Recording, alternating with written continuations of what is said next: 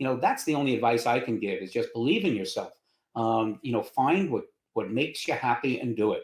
Live where you want to live, do what you want to do, and surround yourself with people that are going to always be a positive influence in your life.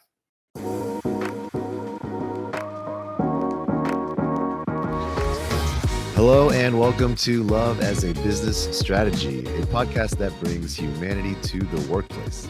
We're here to talk about business, but we want to tackle topics that most business leaders tend to shy away from. We believe that humanity and love should be at the center of every successful business. I'm your host, Jeff Ma, and as always, I'm here to have conversations with real people and hear real stories around business. And my guest today is Paul Barron, who's currently the founder and CEO of The Wall Printer. However, Paul's resume contains a little bit of just about everything from B2B to B2C, retail, manufacturing, distribution, franchising, you name it. And he's also worked in just about every position from the ground level up to the executive office. He's founded startups, sold businesses, and done everything in between. I'm excited to learn from you. Welcome to the show, Paul. How are you?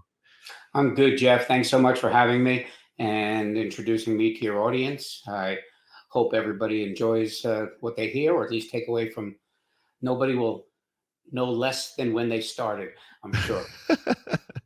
Yeah. Did I miss anything in your intro? There's so much going on. You've done so much. What's your proudest moment? Give me kind of your biggest feather in your cap. You mean besides talking to you, Jeff? Oh That my would be goodness. Come that on would now. be I'd be hard pressed to find a particular moment. But suffice to say that, and thank you for the introduction. I mean, yes, I've done pretty much what you described, and then some. I'm 70 years old, so I won't bore your audience with Paul was born at a very young age and start back that far. But I have been involved in businesses not only of my own creation, but also businesses that I have worked for in various capacity. I've learned over the years the things I like to do, the things I don't like to do. If I had to look back and just say what's the most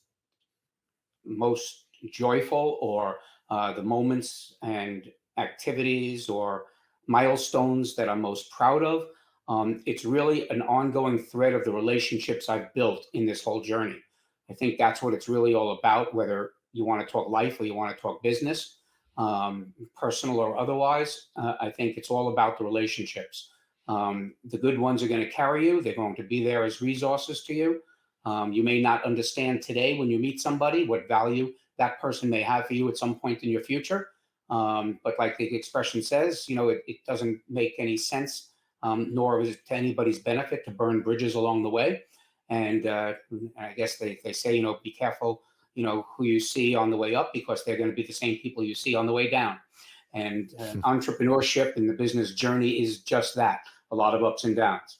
I've had quite a few successes, maybe more than I deserve over the years, but I've also had what I like to call lesser successes or learning experiences, as opposed to just tagging financial losses to something that people might describe as a business failure. I have had those, but I don't look at anything other than just another step in the journey. Well said. And I think that's exactly what I was really most excited about having you on the show about today. I think, um, seeing all the experience across so many different things you've done. I mean, retail, restaurants, in all the other industries, that you've touched, it just goes on and on. I'm always excited to hear, and you've already started it. You've said relationships, but I have my theories around the common thread through these things and what relationships look like, and what, across all these different experiences you've seen and heard. And I'm just excited to kind of gain that wisdom from you today. So definitely appreciate you, taking the time to come share with us. And I'm ready to dive in. Well, I don't know if it's wisdom that you're going to get, but I appreciate that. And again, it's it is all about, as far as I'm concerned, relationships that come along the way, that mold you, that direct you, that causes you to pivot. I think all the experiences I've had, in part, my journey is not for everybody. I've always been willing to take a risk on things. I've always Try to find out when I wake up each day what Paul wants to do when he grows up. And so trying to answer that question sometimes has allowed me to be with a particular company, product, or service, or educational path, for many, many years. Sometimes it doesn't last that long. As I mentioned earlier, I'm in my 70s now.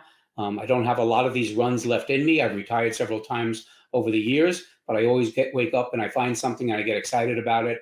And I want to either learn more first. That's usually where it starts. Is why don't I learn about something that I didn't know about? And then if it takes me in the way that I can see where I can add value where it doesn't exist, and I can find other people who have a problem that I can solve with this product or service, then I might very well pursue it as a business. And that's pretty much what's carried me through. Have you always kind of, like, from the very beginning, kind of felt the way you do about trying new things and just taking risks, or is that something that kind of built with you as you went through your career? That's a great question, Jeff. And I'm not sure whether it's something that came from within or came from the external forces working at me. Again, I promise not to go too far back in my chronology. But my first job was a high school math teacher. I loved math. That's what I got my degree in undergraduate. Went for a master's, didn't get it because I got sidetracked in the business world. But mathematics and computers early on in my life was something that I always really enjoyed. And math is just a great subject and a great foundation for really anything. My wife is a musician, a wonderful pianist. There's math in music. There's math everywhere. And so it really doesn't matter what you do. And I felt the same way, but I really enjoyed mathematics. So my first job out of college was a high school math teacher. I'd probably be teaching to this day if it wasn't for those external forces. And what I mean by that is I love teaching. I love the kids. I like that interaction and the energy that the young people at the time. I was young myself, right out of college, and I thrived in that energetic, wanting to learn more environment. And as I mentioned, I'd probably still being it to, I would still be doing it today if it wasn't for other teachers, administration, rules and regulations. I've always been one that's been very difficult around authority and around control.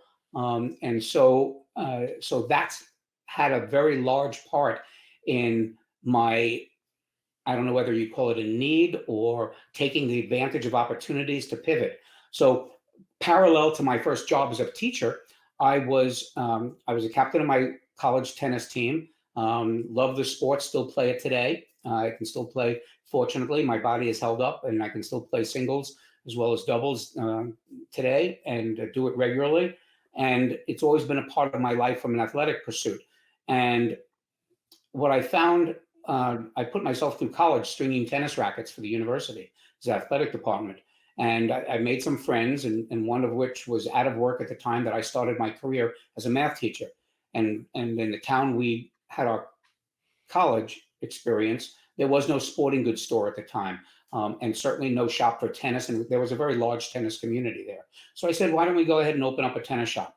And the idea was for him to work it. Me, I was just going to be some of the guidance and maybe get involved with the supply chain and all of that kind of stuff. And I strung tennis rackets. That was going to be my contribution to the retail aspect of the store. But we started the store, and one store became two stores, became three stores, and in various communities nearby, and inside some indoor tennis centers that were in upstate New York. And I really got hooked on the business aspect of everything from that supply chain, buying, selling, and more so the interaction with the customers. And it got to the point after 3 years of teaching, I had to make a decision. And that decision was kind of forced upon me by the powers that be. They said, Paul, we like you. You're a great teacher. Tenure is available to you if you want it, but it looks like you're going to have to get rid of your outside interests because they're consuming a lot of my time and energy, which they were. And I wasn't devoting 120% as most teachers, who I respect greatly, do for their students. And so I made a decision, and I quit teaching cold turkey and went into the business world and grew those stores to the point that then I sold them to my partner and went on to other things, which then led to the path I'm still on today. But that's what got me going, and that was the risk taking factor. Did I take a risk at that time? I didn't think it was a big risk because the stores were established by that point, 3 years into it, when I decided to quit teaching and go into that. But then over the years, I would take on other positions, either with companies, learn something, see how things were done, see how things I could do better, or things that I would have my ideas that maybe my ideas were accepted. Sometimes they weren't accepted. And I always wanted that kind of control. At the same time, I also learned what I liked to do and what I didn't like to do. By opening businesses and doing things, I learned, the restaurant business was a good example. I had a very successful restaurant in New York for about 12 years. Founded that in 1979. Very proud to say it's still open today, 43 years later. And very unusual in that business. But it's been sold several times, but it's still the same restaurant we founded, me and my partner, and the menu we created, it's still there intact today. So very proud of that accomplishment. But the reason I bring that one up is that it showed me a lot of different aspects to business, not only the buying of the goods we needed, whether it be furniture, utensils, food, beverage, whatever. And then there was managing the people. There was scheduling. There was the cooking. There was the spoilage and the waste and cost controls. And there was the growth that we achieved and what we were going to do to manage that growth, and handle that, and still have a very good reputation while doing it, and not sacrificing anything. So all of these aspects came out in those 12 years from 79 to about 91 before I sold out of that business. And one of the hats I learned, I really liked the people interaction. I liked dealing with the people, whereas my partner was wonderful managing the employees and some other aspects of the business. But I like dealing with the customers. I like that interaction, and that really focused me on the whole sales and marketing aspect of growing that business and other ventures that I took after that. Whether I started them or worked for others, I would gravitate to the sales and marketing roles. People have said to me a lot of times, or asked the question, what makes a great CEO? What makes a great leader in a company? I've learned over the years that the best CEOs or executives of a business in any capacity are those that are smart enough to hire the best people that can do the job, and then wise enough to back off and just let them do it. And I learned all the aspects I didn't like to handle and like to do, and found good people. I've been very blessed in that regard. My business today, the wall printer, I built that from scratch to about 15 people today. We put 90 new businesses in place throughout North and South America, selling vertical printing machines for people to deliver artwork onto walls. And I'm very blessed to have a team that not only cooperates with one another, but that supports me and supports the business in its growth path. And that's the most important thing. Again, it all goes back to the relationships you build and the relationships you nurture over your time, whether you're working for somebody or whether you're trying to build something yourself. Amazing. What I mean, can we dive into relationships a little bit more? I mean, you definitely make, a compelling case for it in this broad spectrum of, people coming and going through your life and people who support each other. Do you have any, I guess, stories or examples of specific relationships or things that have changed the way you look at relationships to get here? Well, the short answer is yes. And apologies to you and your audience. I rarely give short answers to anything. Uh, but but you can see. I don't know. Are you having video with this broadcast? So, There is video. Not everybody's on it, but we can describe it for them. Yeah. well, there's a picture behind me in my home office where I'm talking to you from now, and you can see that that's actually a wall printing from my new company, and the machines that we offer that put vertical images that print vertically onto walls. This particular image I'm focusing you on is a group of 8 couples, and that's a two-dimensional picture. That's actually a picture of a frame on a picture on canvas that we printed.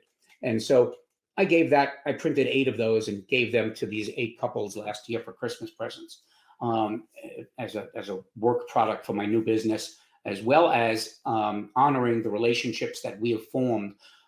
2 of those people in that picture, the 14 or 16 that are there are people that I've known since the time literally I was born, 70 years. Others are all from my college years. So I know them for 50 years now plus. And these are 8 couples that get together either individually with one another, maybe 2, 3 at a time, whenever we happen to be in the same cities we are nowadays. But we're getting together just coincidentally next week for the first time in 15 years. All 8 couples are getting together up in the Berkshires in Massachusetts to have a kind of a big chill weekend. I hope I'm not dating myself by saying big chill to your audience. Just a reunion of sorts, if you will. Um, uh, and uh, and it speaks to the relationships I've forged over the years with these people in my personal life. However, they've all entered into it in my business life as well. One of those people, one that I know from birth, works for me today as my communications marketing manager. He retired from a career in communications and marketing, and I enlisted him when I started this business to help out a little bit. In fact, he's the one who arranged this podcast for us. And that's his role, is to do some of that type of communications work. The rest of them have had some impact on my business life throughout the years, sometimes loaning me money, sometimes just being there as a friendly ear. I've made money, I've lost money for people. I've never had to lose a night's sleep over the fact, nor have they, over the opportunity that either I presented that warranted investment in me or in a business, whether it be from a financial or personal level. I can honestly say that as of today, I am not in debt to anybody, and everybody has been paid back plus some. So that makes me very happy to be able to do that. But even if that wasn't the case, there are people that are in that picture that have loaned me tens of thousands of dollars to get businesses going, or when I just in the course of growing a business, as most entrepreneurs know, sometimes it's hard to even put gas in the car or food on the table. And when you have days like this, it's nice to know that there are people there to offer some type of support. And again, sometimes emotional, sometimes business direction, sometimes financial. And again, I've been blessed in all those areas. And these relationships have been with me for, as I said, 70 years. And nothing can possibly replace that. And nothing contributes more to the successes I've had over the years than the opportunity to continue to nurture these threads. And I won't say that it's all been one way. I too have helped and at least counseled or been there for them, whether we're talking about personal, financial, or health issues over the years. And it gives me great pleasure just to look back and talk about them in this way. Amazing. You mentioned something in there about hardships, I guess.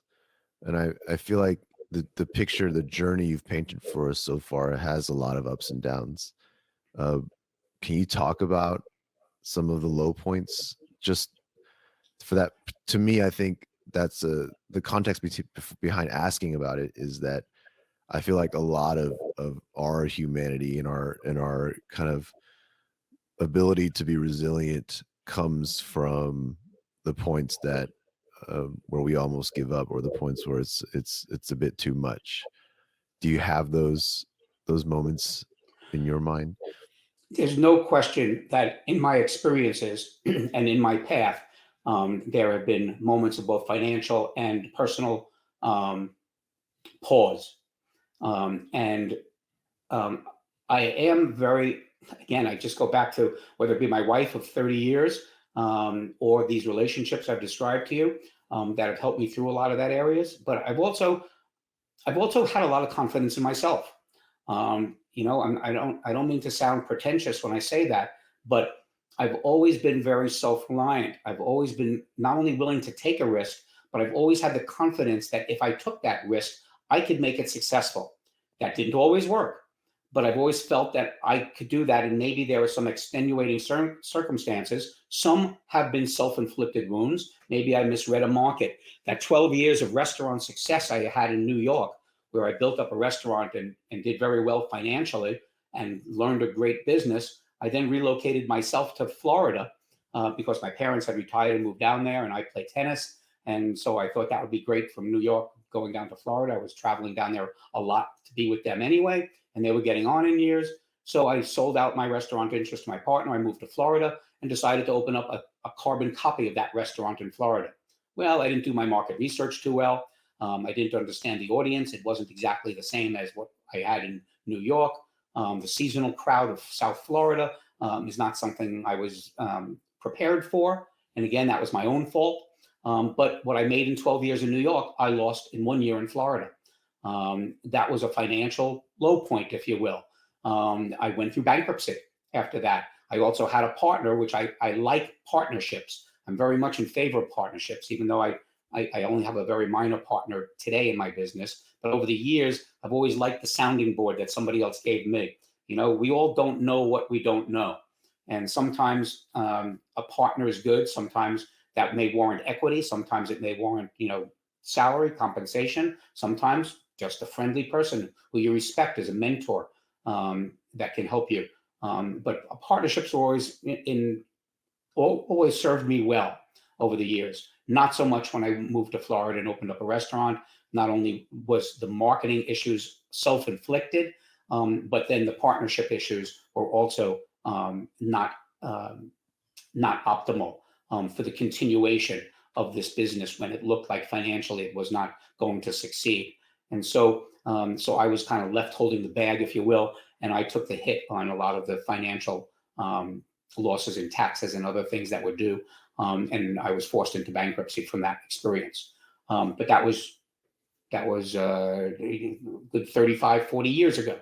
And so now, now my credit is, 800 score and back in the fold. And, I'm responding and turning down people who want to throw money at me every day for my business. So these ups and downs are going to accompany you, anyone, if you're willing to go that route and invest in yourself and in others and in some kind of a business concept, service, product, whatever. You're going to experience those moments of success, and you're going to experience more often the moments of, should I really have done this? Should I put myself at risk? Again, I've been very fortunate that I've had a wife. We don't have children. My life might be very different. My children are four-legged types. Like you see here also in another wall printing behind me, my dogs. So we have four-legged children. So maybe I don't have the responsibilities over the years that a lot of people have. And I totally respect people who have to or enjoy, hopefully, or just based on circumstances, work for a business for 20, 30, 40 years. I have a lot of respect, not only for the businesses that maintain somebody who works for them for that long a period of time, but also the people who are willing to be in a role that gives them hopefully some fulfillment beyond just the financial paycheck, by getting up in the morning and going to work at somebody else's business and not their own. But it's not for everybody. And it was never for me. I really wanted to live through those highs and lows and have nobody to blame but myself. Whether, even in the bankruptcy situation that I talked about of 35, 40 years ago, whenever that was, it's my fault. I can't point the blame at the partner or the blame at the market that didn't support the success I envisioned. It's all on me. But I was willing not to, be depressed about it. I'm not going to say that I was never sad about it and unhappy that it wasn't a financial success and didn't grow like some of my other businesses. But very honestly, Jeff, my response at the end of the day was always, okay, Paul, what's next? And then I'd start looking for what's next and seeing what could get that energy flowing again, get that confidence building again, and come up with another product, service, or go work for somebody until I regrouped and then found my path again. And, all of that has contributed to lead me to today. I like to think that this current business is my last hurrah, Jeff, mainly because of my age and also because I love this business so much. And I've already experienced so much success for myself and others. I've built a great team. They're wonderful together and supportive of me and our customers. And we put, as I mentioned earlier, 90 new businesses in place. My goal is to have about 500 of these over the next maybe 5 to 10 years, which is about my limit, if I'm around that long to enjoy it. Those are the ups and downs. And I'm sure there are a lot more that I haven't specifically referenced. And Paul, your experience I feel like speaks to me, and I think many people who, you know, whether it's just the global pandemic that we've all gone through, but also just in every life, there are these challenges and moments that really make you question, what you're doing, what you want to do, and hearing your kind of story of resilience and just kind of being reminded that, life goes on and we have to move on. We have to find the next big thing, and there's always something else to move forward to. I think is a really good reminder. I think it's a very inspirational, you know, helpful perspective. Well, I hope so. And I'll bring it down right to my current business and how I got to this particular place at this particular time. Um, I wasn't the smartest kid on the block, let's say, when I discovered this vertical printing machine. That was something I'd never seen or heard about before. I was actually approached by another company, a competitor of mine now, that approached me and said they wanted me to go ahead and market their product to the North America and help their business grow, because that's what I've done over the years. I've taken a Russian technology company. I've taken and introduced it to their audiences in the United States. I took a Chinese headband headphone, an Austrian manufactured baby bottle, a self-service dog wash system from Australia. These are products that I've marketed here in the United States, and I've done that for the past 4 decades, ever since I got out of the restaurant business and got into some other things. I developed this reputation, if you will, of being able to take a product and identifying the customers, partners, strategic people to help a business grow, exit, find the resources they needed here in the United States to be successful with our audiences in the United States versus the manufacturers' audiences in their home countries. So when I found this product, I was approached by a competitor and they showed me the product. They wanted me to work for them. I wasn't working for anybody anymore. If I couldn't own the product and control it, I wasn't interested. So I passed on it. But I got off the phone with them after several calls and I said, that was a really cool product. I never saw it before. I think of myself as a consumer as much as anybody else. And if I see something that I've never seen before, I kind of wonder why. And I did my homework, same homework that all of my customers do today. I found out that there are only a handful, literally 5 manufacturers of these types of machines. And they were all overseas from the United States. There was one in Germany, one in Australia, one in India, 2 in China. And I started kicking the tires of all these to try to learn more about the product because I thought it was so cool. A vertical printing machine that could print any kind of artwork on any wall, indoors, outdoors. It was just a fascinating machine to me. So I'll fast forward a little bit because I won't bore your audience with the whole journey. But this was after about 2 years of research. In November of 2019, I concluded a deal, an agreement with a Chinese manufacturer where I actually became a co-owner of several patents with them, which is unusual for an American company to co-own patents with a Chinese manufacturer. But I have that. That's another story for another drink over another time. But needless to say, I entered into an agreement with this company and I acquired the rights, purchased the rights for all of the Western Hemisphere. So I own all of Canada, the United States, South America, the Caribbean. And this was in November of 2019 when the deal finished. And I got my first shipment of machines in December of 2019. Well, we all know in January of 2020, basically the world stopped. So with COVID, and nobody was traveling. People were being either laid off or working virtually, remotely. And everybody, and the world just was changing right then and there. And it still is. And no disrespect intended at all to, and my prayers with all those families of the million plus that were lost here in the United States through this disease and the pandemic. But it also opened up opportunities. And whereas my wife was a little bit skeptical of what I had just done in terms of investing in this business, because usually when I say to her, hey, honey, come take a look at this machine I just found out about, instead of coming into my office where we are now and looking at what I'm talking about, she usually cuts up my credit cards and hides the bank account from me because she thinks here we go, Paul's going to invest in something crazy again. And so this time she was all in though. But I got my first shipment of machines in December of 2020, as I mentioned. So rather than cry over the fact that the world is stopping and nobody can come to Wilmington, North Carolina, to the wall printer's office and see these machines in action, and everything arrived, of course, in Chinese language and parts and everything else. This was a machine I was trying to figure out myself, but I was all in. So this goes to the risk-taking aspect, I guess, or the foolishness that maybe I have. Where everybody was laying people off, I started hiring. And I started hiring people to learn how to use the machines and how to market it and how to find who wants to be in business with these machines, building up my social media channels and everything else, and hiring people to do all of that and things that I don't do very well. And so I learned that people working remotely was a really good thing. People being laid off for me was a good thing because they were questioning their lives. They were questioning, what do I want to do when I grow up? Do I want to go back to work for this company? Do I want to look at a business of my own now?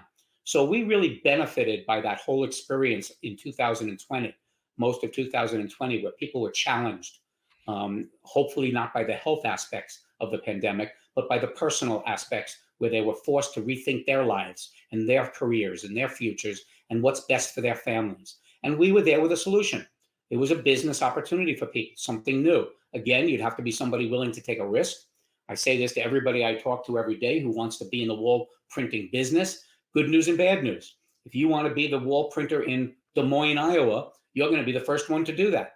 The bad news is you're going to be the first one to do that. So you're going to have to let somebody know what this is all about and go through the same kind of marketing and introduction that I went through in terms of introducing this business opportunity to people.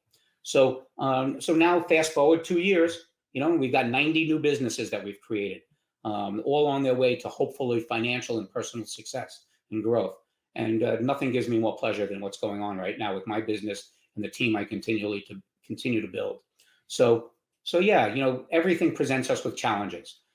Back in 2020, did I have days that I was questioning what the heck did I just do? Invest in this kind of product, and now there's nobody who can come see it or try it. And it wasn't like a Dunkin' Donuts or a coffee shop or a plumbing business or a pest control business that people could see all around them. Nobody knew what this was.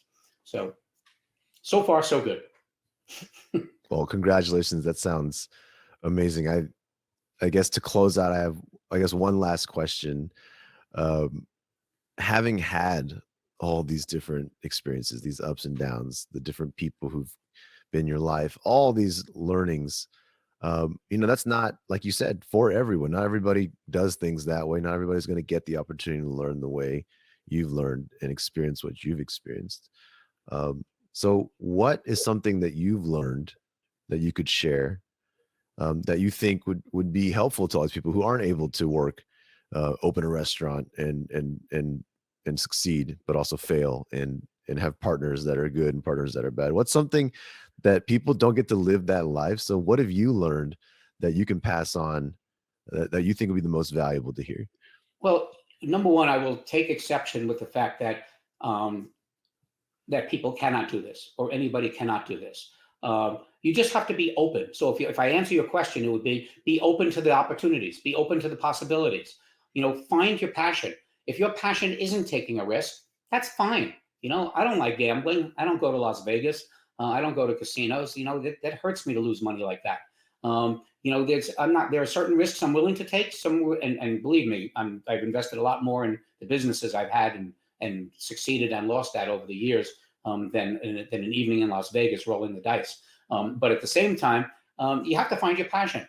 If your passion is what you do, you may not need a business to do that. You may find a company that's giving you the support and the opportunity to grow and be around other smart people, dedicated people who you can learn from or who can learn from you. And that's an environment that's suitable and beneficial to most people, actually.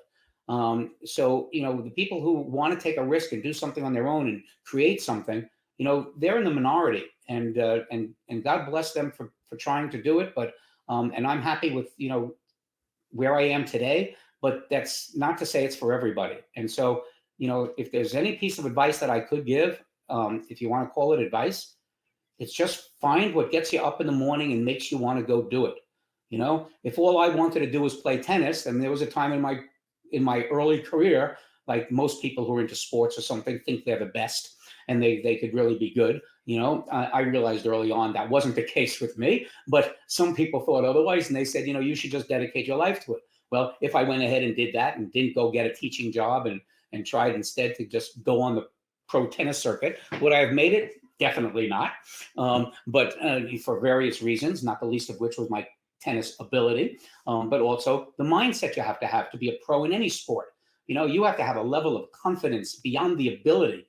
You watch a tennis match, or you watch, Michael Phelps swim, or, basketball players, baseball players, football players, soccer, whatever.